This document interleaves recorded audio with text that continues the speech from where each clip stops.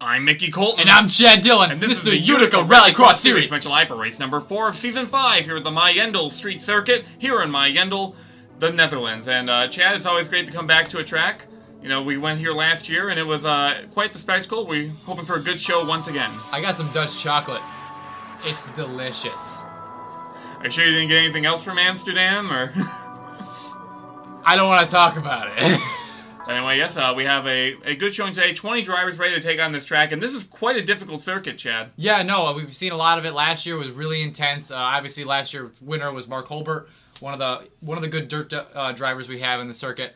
So I'm excited to see what he can do this year. Yeah, Mark Holbert is always up to the challenge. Remember, he kind of got in a baptism by fire. He started his Utica Rallycross Series career at Dead Man's Curve, of all places. Exactly. And he did quite well at that track. This track, not quite like that track, but still quite difficult in its own right, including a city section like last week at La Fortuna. Let's take a look at the starting order. Who stands out to you, Chad? You know what stands out to me is the battle with Scott Roush, and obviously Cody Smart is in the second half of the field. But those two last week were so intense with each other. It was great to watch these two rookies battle, and I'm looking to see more of that today. I'd watch out for Mark Holbert. Watch out for Dodd, too. He did quite well here last year. He could have a chance to recoup that and eventually maybe win a second championship. Here's the second half of the starting grid. Watch out for some of those drivers that are running late. They could snipe a win away, including Captain Clutch, Ray Davis, who won last week. Exactly. And I'm really excited also. I think Matt Evans finally kind of came out of his shell a little bit last week. I think he might be able to climb back in, maybe into the victory circle, at least in the top 10. Let's see if the Black Mama can get it done. But the first car on track is Eugene De Max for CJ Racing, the team car to Dodd. And this is going to be the first time he's ever taken on this course. But I'm hoping that he studied Dodd's notes from last year. Here is the first really challenging part of this course, this double bump here. Oh, almost went the wrong way. Yeah. But he's able to snap back on. Here he goes into the first turn. Yeah, see, that's the problem with being inexperienced at this track. Sometimes you get kind of lost. These drivers are not allowed to take to the track before they start their run, so they can only look at the circuit. And from that driver's cockpit, sometimes you miss your marks.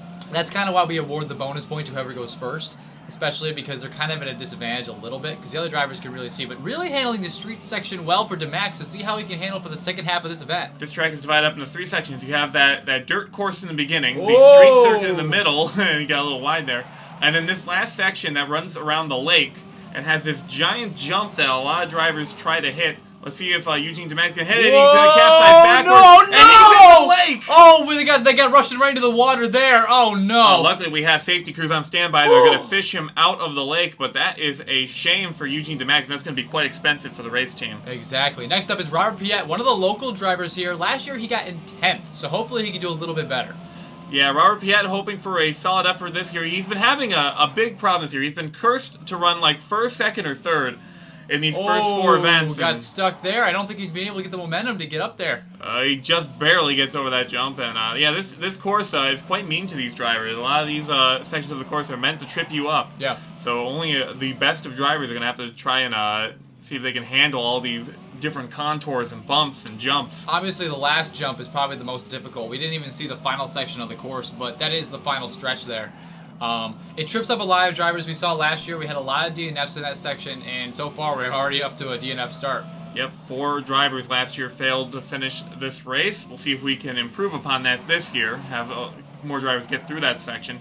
Robbert Pieete actually has skipped this section of the course, perhaps to make up some time. But he just needs to finish the course, and he can take the top spot and give himself a bonus point. A little bit more straight, but he did not flip over, so he's just going to take a lot of his time, but he might be able to get back on track. Yeah, this is very difficult. A lot of these sections of the course are used for motocross. Yeah. So a lot of smaller jumps for those drivers. Here, these bigger cars are going to have a difficult time going over them. But here's the last section of the course. You jump onto the main road and then end in the middle of the roundabout, as Scott Roush is going to be the next driver on track. Yeah, this is what I was talking about earlier. I was really looking for more Scott Roush action. Some issues in the first corner. No! It's not going to kill him too much. You're going really fast that section anyway, so trying to approach this section slow, because you're going to go to the turn anyways, isn't going to kill him too much for time. Yep, and especially Robbert Pieete did not set the quickest of times. Last year, the track record was 1:11, so there's definitely room for improvement on that. Oh, yeah, and so far, almost hits the side guardrail there, but is able to snap back in. Good job, Scott Roush. Yep, Scott Roush currently trailing ahead of Pieete, well, tracking ahead, as it were. Yeah. as he works his way through this city section. He had a great run last week in La Fortuna, so I imagine he would do well in this city section of the course. Exactly. All right. Oh, a little too far left. He's able to snap back in, does not hit the guardrail, so he didn't lose any momentum there. Decides to not go with the shortcut that Robbert Pieete decided to go with. I think last year there wasn't a big advantage to the shortcut, as he's going to try and work his way Play it safely. safe. Yeah, that's a smart approach. Oh, no! He tried playing it safe, and the car still went off track. He's going to have to try and find his way back onto the course. He tried to go right up the ramp immediately, but it's not going to be enough momentum. He's going to have to get his way around. Looks like he's going to try and go around this way. And that's the problem with being a rookie. I think, looking from the booth here, you can see that it's easier to go backwards, but being new to the course, it would seem that he's not familiar with it yet. He just knows to continue forward.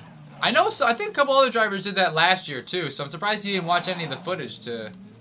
Yeah, I mean, you could have watched the footage, but again, when you're in the moment, you mess up and you're trying to salvage it, you sometimes panic and aren't able to think clearly. He's going to work his way back onto the main road, but this is going to really impact his time. He crosses with a 146.425, and that's not going to be the time he was hoping for. Next up is Chris Aurelio, the mighty, mighty Tiger. Mighty, mighty Tigers. As Chris Aurelio continuing on track, one of those veterans, one of only 2 drivers have appeared in all of the Utica Rallycross Series races, so he definitely has the most experience on track. Yeah, him and his buddy Tyler Benoit have been through everything together. And they're both really chasing a championship so far, those veterans. They're both chasing victories. Both of them are on pretty long losing streaks. Chris Aurelio has not won a race in Season 2 at Lithuania. Yeah. So it's been a while since Chris Aurelio has been in the victory lane, but he's been very consistent over the past couple of years. Was a championship contender last year. Wasn't able to get it done, however. Oh, hits the side there, but it's going to slow him down. It's not going to be too bad because he gets a little bit of boost hitting that street section there. Get a lot of traction. Now, will Chris Aurelio take this easily, or will he go for the jump? It looks like he's going for it. Goes for the jump. Can he get back on? Oh, he snaps it back on. Chris Aurelio is making great time. Now that was some driving right there. He drove it with no rear tires on the ground. He just used that momentum. He turned the wheel and managed to guide his car back on track. That's an amazing move. A 1:12.332, a great time for Chris Aurelio, putting him at the top of the standings. That is amazing. As Alexander Rowe is on track in the number 9. He was your Yuma winner, but has struggled the past couple weeks. Some people are wondering, was that win a fluke for Alexander Rowe? Yeah. Well, you know what? We get that a lot. We get a lot of one-time winners, and they start to taper off. And I'm hoping to get more consistency, especially out of these new drivers. And Rowe looks like he's going to cut that corner a little too close to the grain. Now, Chris Aurelio had a pretty good time there, 1:12.332, but there's still a lot of ground. Look at that gap between first and second right now. Oh, yeah. That's a pretty hefty gap in these early stages, but, it's still early. There's time for other drivers to pick up time. I mean, Chris Aurelio, even so, is a second off of Mark Holbert's time from last year, so it's still going to be a really tough, close, contested race. Rowe was fairly slow in the early goings of this run, but picks it up near the end of the city section. He's a little quick going through this section of the course. Can he handle this big jump? Oh, it's a little crooked there, but can he snap back on? He does! Very well by Rowe. Oh, he's going to cut the corners. Almost fell for the Scott Roush fate, but he's able to get back in. We'll see how this tracks with Chris Aurelio. It was slow to start, but he's got a good run coming to the line, and he's going to miss the jump. No! And he goes up and over on the last straightaway. Oh, man, that is absolutely tragic for Alexander Rowe. He was tracking to potentially get second place on the board, and now he is out of the race. And next up is that guy, Jeffrey Finn guy. Yeah! That guy. Hey. You know that guy at the bar? Yeah, He's that guy. You know that guy on the track? He's that guy. Oh, he's everybody's guy, my man. Yeah. He's a guy for everybody. I mean, he's just a great guy to be around. He is. He definitely is. And, so far, pretty good start for here in this run. Trying to make his own in this circuit here. Not so good to the start, but he's starting to pick it up. We have a couple of people out here from Finland. This is the closest that this series gets to the country of Finland, and they've got 2 horses in this race. Jeffrey Finn guy, who is of Finnish descent. Yeah, that would make sense, wouldn't it? Yep, and Alex Tanker as well has represented Finland on occasion. So, so they're almost popular. Flips it over there. He's gonna get a little quicker. Can he snap back in? He gets right back on. Jeffrey Finn guy somehow manages to keep his car straight on the ground, and he's able to go to the final stretch here. Man, I'm not sure about last year, but a lot of these drivers are getting back up on those back 2 wheels and are nearly capsizing and going through the corner. He's gonna come to the 1:11.145. 5. That's a track record. That is the track record. Jeffrey Finguy has broken the track record. Great show by Jeffrey Finguy. He's really coming to his own after a difficult start to the year. Next up is Cortez Cortes, joining the squad with me and Richard the Chef Johnson now. He's my man. Yeah, ever since Richard Johnson made that movie about Cortez Cortes, he's been kind of part of his posse now. Yeah. So I like to see that with Cortez. Cortez also in the entertainment business. He's going to actually retire from Utica Rallycross Series racing at the end of the year, according to his plan. Yeah. To work more into the broadcasting side of things. So really? we wish him luck in that endeavor. I believe he has some business ties in England that he's going to be doing stuff with. And this is good because it's the closest we're getting to England this particular season. He might stop by there and stop by the studio. All right, here's the make or break section here. No! And it's going to break on him. Can he right it? Looks like he's trying to rock that car back and forth. And this is a scary spot for a driver. Whoa, cameraman, what are you doing? If those are one of our camera drones, they follow the cars around the racetrack. Give you a very unique angle of the course, but a little disorienting, but it's fine. Yep, Esteban Cortes unfortunately out of the race as Mark Holbert on track, last year's winner. He starts a little earlier this time round, so we'll have to see if he can get enough speed to hang on to it. Yes. Now, what we've noticed here in order to really almost flips it there.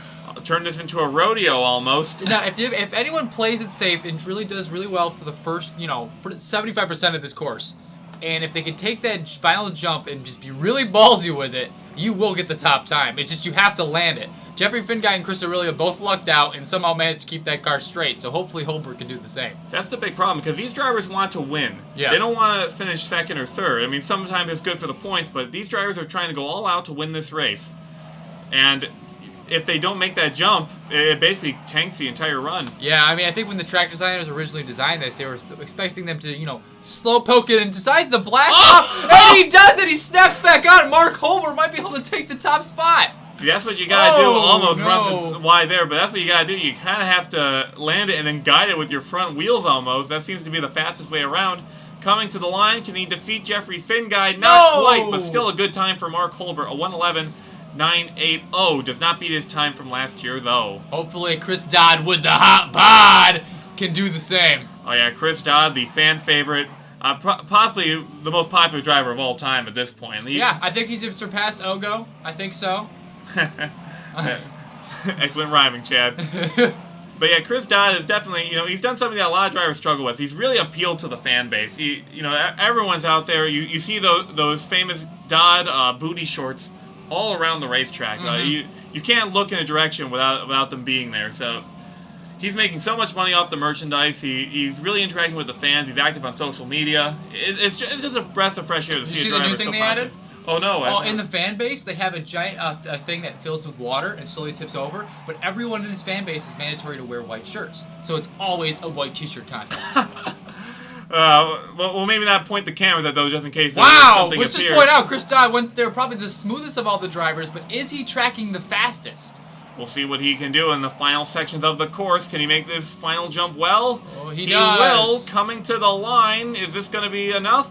No! Not quite. A 1:13.652, but it's still up in the top 5 at the moment. As next up on track is the Dirt Devil, Tyler Benoit, in car number 3, searching for another victory to break that tie between he and the Black Mamba. He's got to hurry up with that because some drivers are starting to get close. As we saw, Ray Davis last week got his 3rd career victory. If he gets one more, he'll add to that tie. Exactly. With Evans and Benoit. It's amazing how long the stalemate has been for them. But Benoit's also chasing a championship. Don't forget about that. Yeah, Benoit is a champion in Season 3. So he had a good season there. He won at Paparone. That's the last time he has won a race. Yeah. So Benoit trying to fix a losing streak. Today could be the day. 2 sections of dirt at this track. This could be a good opportunity for Tyler Benoit. He's tracking quite well. Handling the dirt sections very, very well, but this is the jump that's make or break. Anyone can mess up here. He gets it straight on. Can he keep it on? No! He's going to go off on this section of the course, and that's a shame. He was very out of shape there. Yes, but even if he can finish the race here, I'm pretty sure he might be able to still beat out Robbert Piete's time and put him in the top 5. Yeah, Robbert Pieete did not have that great time, but it was a good opening lap to kind of feel out the course. Benoit through the last section of the course. He's going to ride the wall. No! And he tips over right at the final checkpoint. Oh no, Todd Benoit, that's going to kill him in the point standings. Oh, that is rough. Todd Benoit was the points there coming in, and you rarely see Todd Benoit make a mistake like that. Yeah. He has a very low DNF count. I think it's still single digits for him. Oh, as they see here, he's pissed. But next up is Anthony De Gabriel, hopefully to make a name for himself and really start getting into this circuit. Yep, Aiden De Gabriel out of Malta. They call him the Maltese Falcon, and he's a little bit more popular around here because Malta, fairly close to Europe. So throughout the European tour, he's going to have some followers that follow him on track. And it's good to see De Gabriel here. I love seeing drivers from a lot of the countries you don't expect a lot of racers to come from to give the sport a try. Unfortunately, De Gabriel's not had the best season so far. He's currently last in points as we go into this event. I would like to point out that I called him Anthony.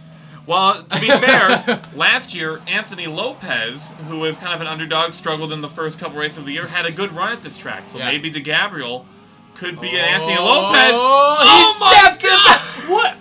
Just like Finn Guy, just like Chris Aurelio, somehow manages to put those front wheels on the ground. I don't know. I like to give it to him, but that was some luck right there. Lady Luck was on his side. That nearly flipped backwards. Coming to the line, though, that's going to be fourth overall, a 1:12.494 to Gabriel. That might be his best run of the season so far. So far, yeah. Next up, we got Big Papa, Fitzwater Senior. Here we go. Yeah, there's Big Papa. He's trying to stomp down the racetrack here, but Fitzwater has not had he's not had the biggest season so far. He's had a good run at Yuma, but he's kind of fallen off the main focal points. Oh yeah, well I mean last year he was a championship competitor. This year hoping to bring himself back. We still got a couple races left. We haven't even hit halfway point yet. So.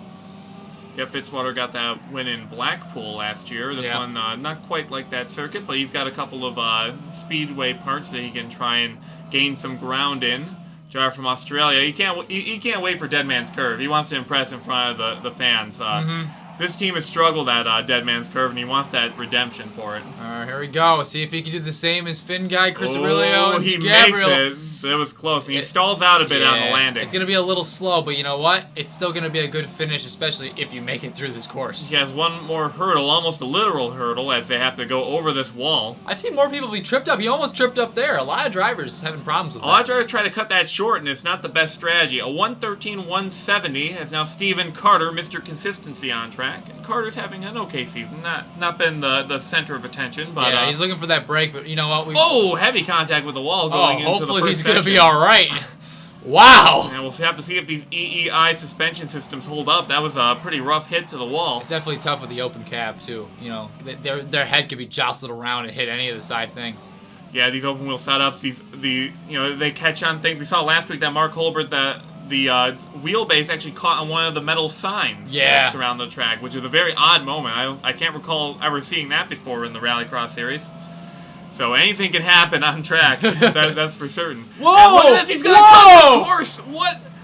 Stephen Carter with a great maneuver on track. That was amazing. All right, but we got to watch this part here. Can he nail it? So far straight on, gets a lot of speed. Whoa, he snaps back on.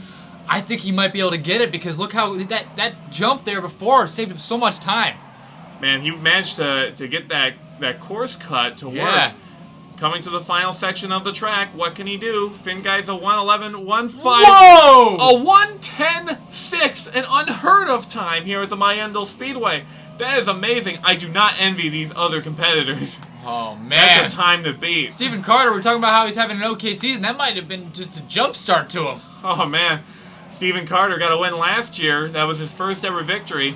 Let's see what he can do today. But next up on track, it's Cody Smart in the number 20. Smart, one of the rookies. We mentioned that Roush versus Smart rivalry that's starting to form on track.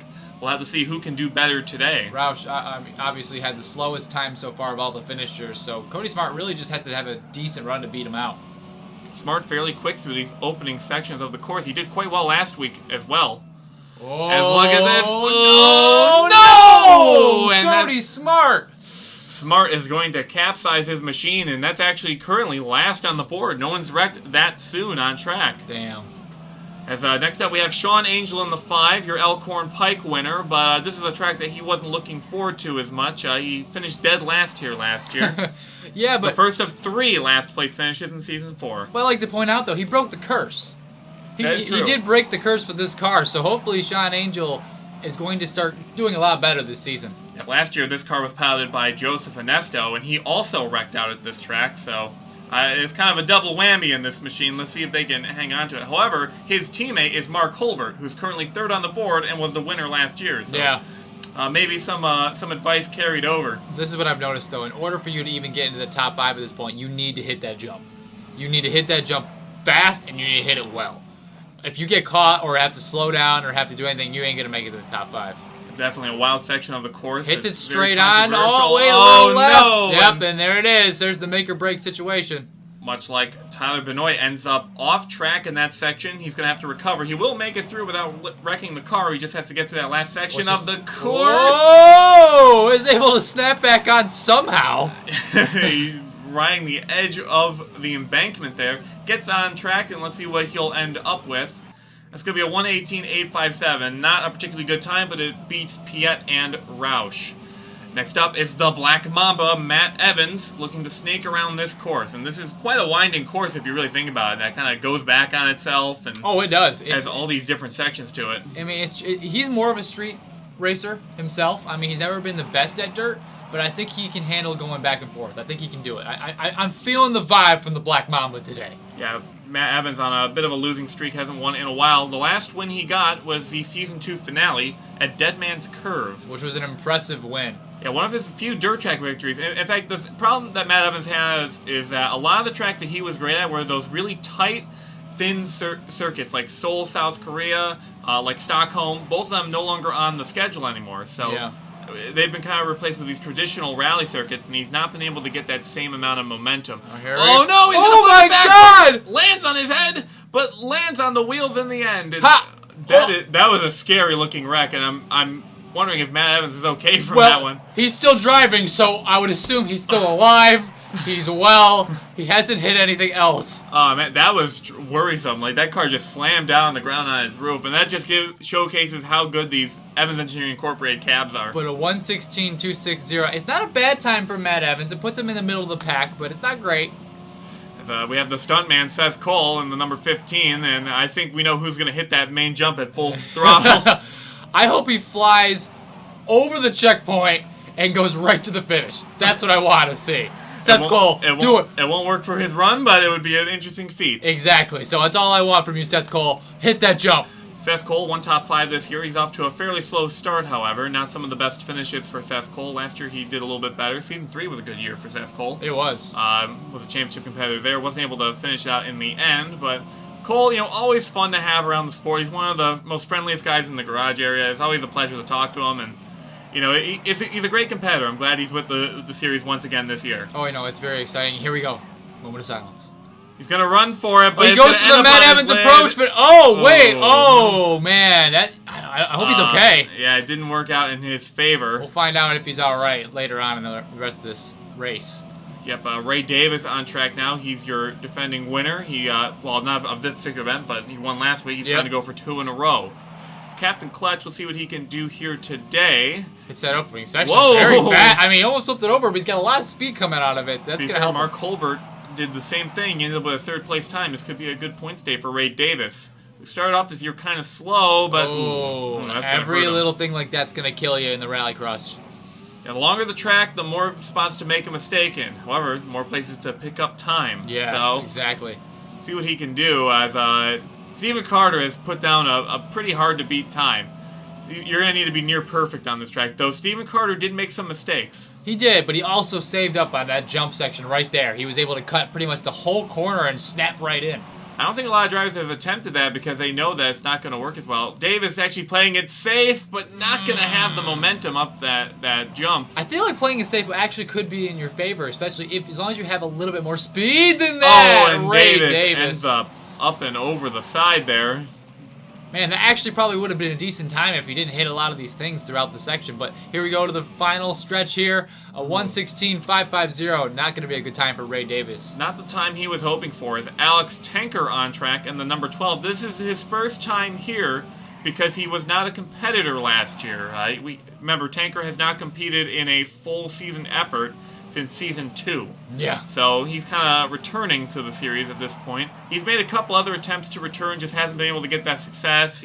He's tried Dead Man's Curve a couple times, but failed to qualify. Yeah. Didn't do too well in the Arena Cross Series when he attempted it for that 3-race stint. I think he anchored the field almost every time. So Tanker, though, off to a better start this time around. He's got a newfound drive. Yeah. Literally. Tanker, a little bit more popular here at Meijendel, a lot of finish. Oh, tries to go for the Steven Carter approach, but can he ride up the wall and get back on the course? No. If he didn't hit that wall at the top there, he might have been able to arc it with enough speed. But if he got back on track, I don't even think that would have been a bad time. Like, realistically, he was riding at the same speed as if he would hit the turn. So, that's a pretty interesting strategy, Tanker. I see what you were trying to do. Tanker, unfortunately, not able to make it work out in his favor. He's going to go through this section of the course, trying at least to finish it. By getting through this section, he's passed so far about 5 drivers. So, yeah, that helps your time just finishing the event. Here we go to the final stretch here. Doesn't get caught up on that little guardrail there. Going to the final line here. A 1:26. Not going to be the time for Tanker. And last car up for the event, it's going to be William Brock in the number 10. And this driver's been quite impressive on track. He has been. Really fun to watch, a really good rookie. We got a good rookie class this year as well, same as last year. I mean, Chris Dodd coming out of it, we say that every week. Brock hopefully able to get that Yuma vibe, because whenever he came out in Yuma, killed it the first man up. I want to see more of that. Yeah, it goes to show that, just because like a driver doesn't qualify for a Dead Man's Curve doesn't mean that they are lacking in talent. Because Brock was one of the drivers that failed to qualify for that event. He's doing great this year. Fitzwater also failed to qualify one year, and look at him. He won at Blackpool. He set a record. Listen, Dead Man's Curve is a tough event. It doesn't matter what kind of driver you are. You can trip up anywhere, no matter how good you are. Yep, and Brock going through the last sections of the course. How can he handle this jump? Looks like he's going to go through it fairly conservatively. Wow, that actually might be able to help him out. Can he take out Steven Carter? Let's see. As he goes through the last sections of the course, he just has to make sure this last jump goes flawlessly.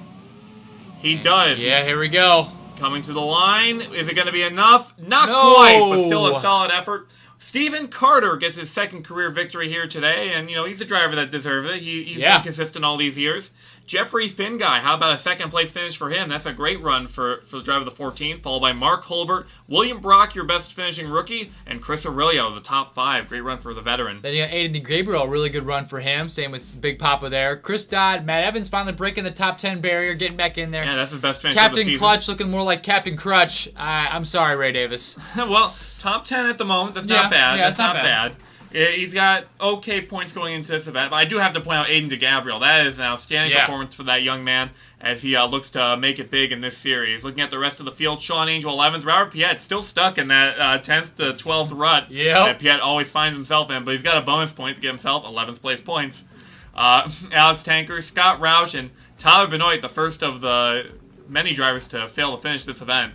Benoit's Motorsports did not do good today. Let's just point that out. No, both of them wrecked out of the race. Alexander Rowe also out, along with Eugene De Max, Seth Cole, Esteves Cortez, and Cody Smart. Cortez and Benoit were the top 2 in points, remember. Exactly, so that's going to really shift the entire point standings. Also, we had 16 ups versus last year's 4, so they did not get better.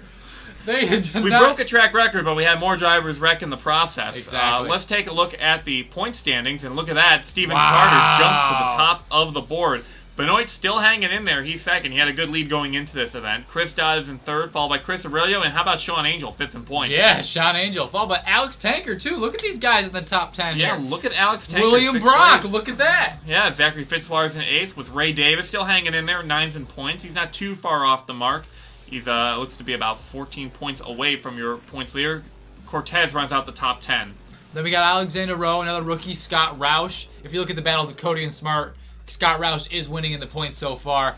Then you got Robbert Pieete, Mark Holbert, and Jeffrey Finguy to round out your top 15. Yeah, Finguy was last in points at one point in this season. Climbing. He's climbing. Seth Cole, Cody Smart, Matt Evans, still mired near the bottom. followed by De Max and Gabriel. Despite the finish, still last in points. Exactly, but I would like to point out, you know how we have a really big margin usually? These are really closely contested points so far, so. Yeah, the points seem to have flip-flopped every single round so far, and speaking of rounds, next round is Budva in Montenegro, so another European round. It should be a very fun event. We're returning to the circuit, and they've made some big changes to the track. I'm pretty excited. It looks pretty great. Yeah, so it should be a lot of fun for these drivers to tackle a new Budva course. We hope to see you there, and I hope you will have a lot of fun. All right, guys. See you in Budva. Yep, see you next time.